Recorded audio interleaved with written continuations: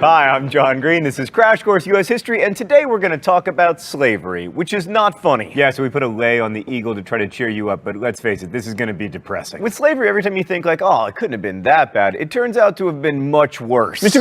Green, but what about... Yeah, me from the past. I'm going to stop you right there because you're going to embarrass yourself. Slavery was hugely important to America. I mean, slavery is most important because we still struggle with its legacy. So yes, today's episode will probably not be funny, but it will be important.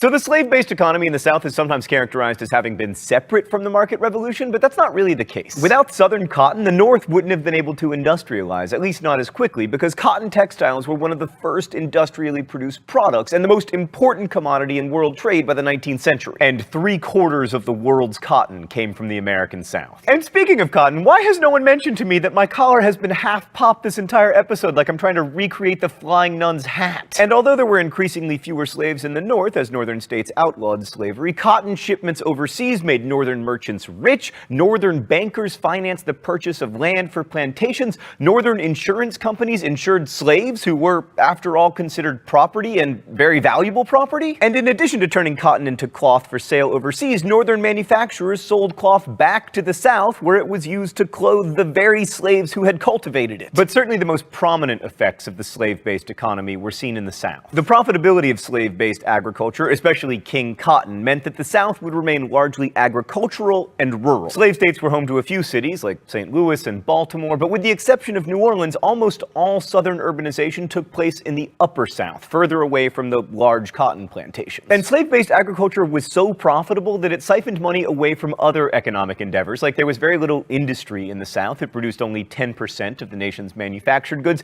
and as most of the capital was being plowed into the purchase of slaves, there was very little room for technological innovation, like, for instance, railroads. This lack of industry and railroads would eventually make the South suck at the Civil War, thankfully. In short, slavery dominated the South, shaping it both economically and culturally. And slavery wasn't a minor aspect of American society. By 1860, there were 4 million slaves in the U.S., and in the South, they made up 1/3 of the total population. Although in the popular imagination, most plantations were these sprawling affairs with hundreds of slaves, in reality, the majority of slaveholders owned 5 or fewer slaves. And of course, most white people in the South owned no slaves at all, although if they could afford to, they would sometimes rent slaves to help with their work. These were the so-called yeoman farmers who lived self-sufficiently, raised their own food, and purchased very little in the market economy. They worked the poorest land, and as a result, were mostly pretty poor themselves. But even they largely supported slavery, partly perhaps for aspirational reasons, and partly because the racism inherent to the system gave even the poorest whites legal and social status. And Southern intellectuals worked hard to encourage these ideas of white solidarity and to make the case for slavery. Many of the founders, a bunch of whom you'll remember held slaves,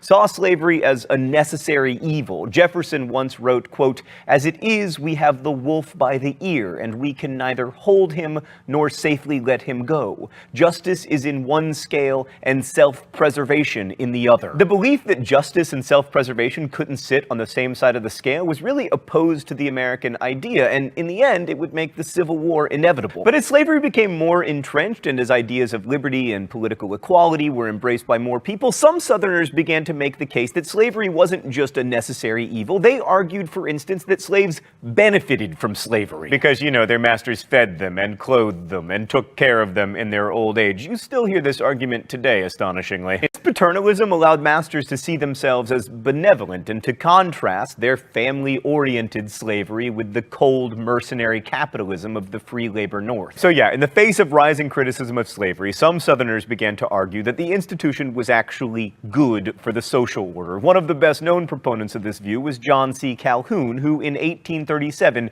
said this in a speech on the Senate floor: "I hold that in the present state of civilization, where 2 races of different origin and distinguished by color and other physical differences, as well as intellectual, are brought together, the relation now existing in the slaveholding states between the two is, instead of an evil, a good. A positive good." Now, of course, John C. Calhoun was a fringe politician, and nobody took his views particularly seriously. Well, he was Secretary of State from 1844 to 1845. Well, I mean, who really cares about the Secretary of State, Stan?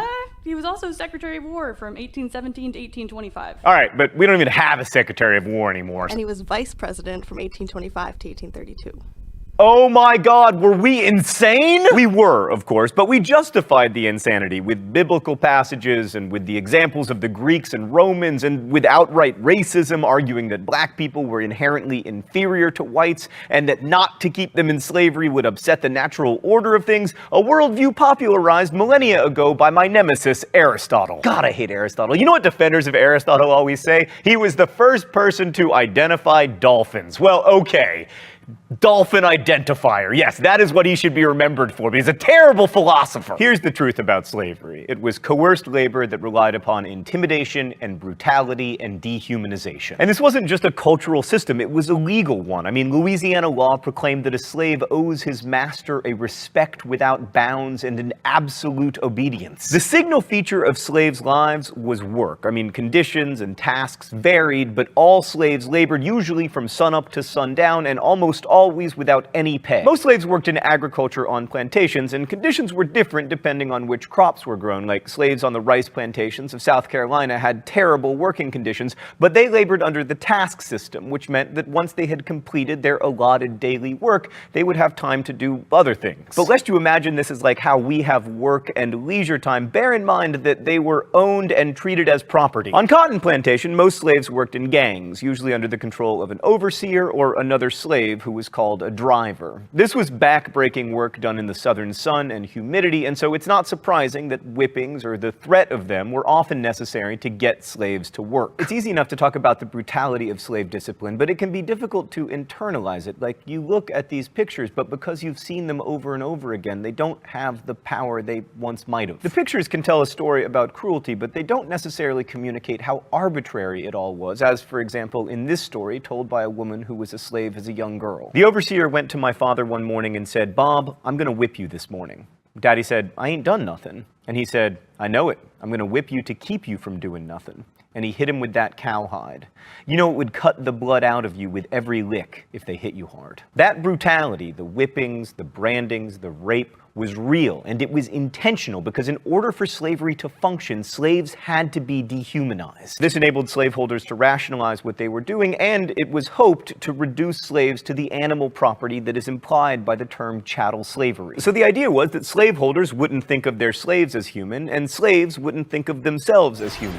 But it didn't work. Let's go to the thought bubble. Slaves' resistance to their dehumanization took many forms, but the primary way was by forming families. Family was a refuge for slaves and a source of dignity that masters recognized and sought to stifle. A paternalistic slave owner named Bennett H. Barrow wrote in his Rules for the Highland Plantation, "No rule that I have stated is of more importance than that relating to Negroes marrying outside of the plantation. It creates a feeling of independence." Most slaves did marry, usually for life, and when possible, slaves grew up in two-parent households. Single-parent households were common, though, as a result of one parent being sold.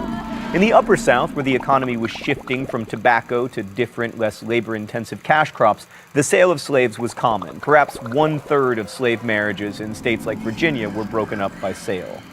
Religion was also an important part of life in slavery. While masters wanted their slaves to learn the parts of the Bible that talked about being happy in bondage, slave worship tended to focus on the stories of Exodus, where Moses brought the slaves out of bondage, or biblical heroes who overcame great odds like Daniel and David. And although most slaves were forbidden to learn to read and write, many did anyway, and some became preachers. Slave preachers were often very charismatic leaders, and they roused the suspicion of slave owners, and not without reason. Two of the most important slave uprisings in the South were led by preachers. Thanks. The document shows one of the primary ways that slaves resisted their oppression by running away. Although some slaves, like Joseph Taper, escaped slavery for good by running away to northern free states or even to Canada, where they wouldn't have to worry about fugitive slave laws, even more slaves ran away temporarily, hiding out in the woods or the swamps and eventually returning. No one knows exactly how many slaves escaped to freedom, but the best estimate is that 1,000 or so a year made the journey northward. Most fugitive slaves were young men, but the most famous runaway has been hanging out behind me all day long, Harriet Tubman. Harriet Tubman escaped to Philadelphia at the age of 29, and over the course of her life, she made about 20 trips back to Maryland to help friends and relatives make the journey north on the Underground Railroad. But a more dramatic form of resistance to slavery was actual armed rebellion, which was attempted. Now, individuals sometimes took matters into their own hands and beat or even killed their white overseers or masters, like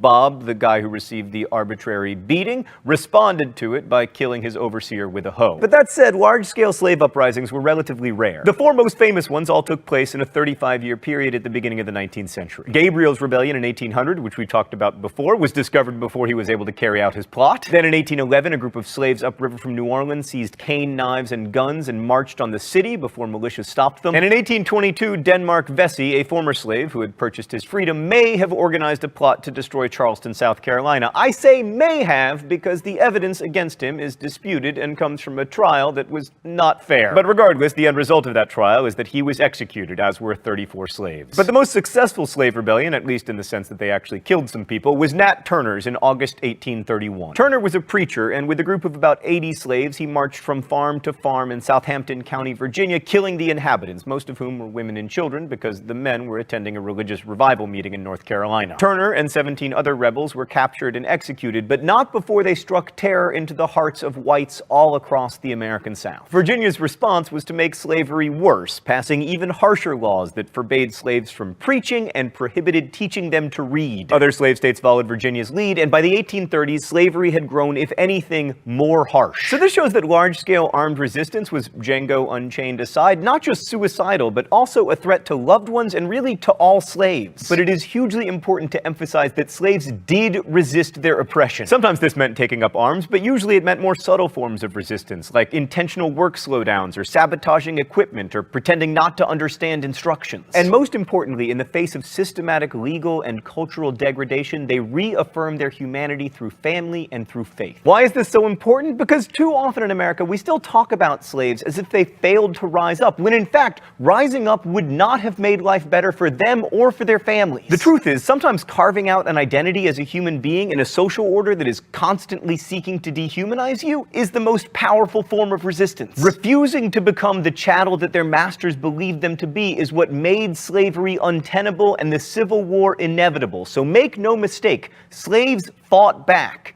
and in the end, they won. I'll see you next week. Crash.